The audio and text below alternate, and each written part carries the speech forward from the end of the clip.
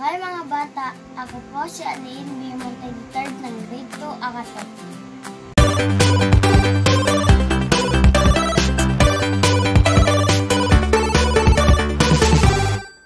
Ngayong araw ay babahagi ko sa inyo ang 3 bagay na ginagawa ko sa bahay.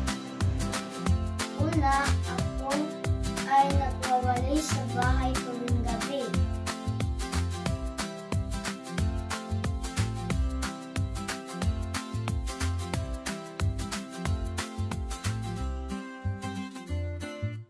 Pangalawa, ako ay nagtutupi ng aking mga gamit.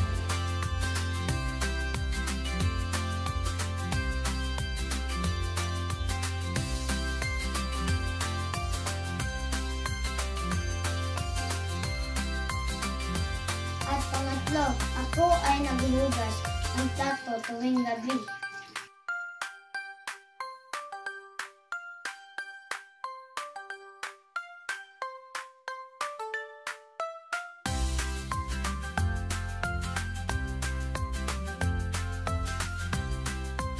At yun ang mga bagay na ginagawa ko sa bahay. Maraming salamat sa panonood. Hanggang sa susunod na video. Paalam.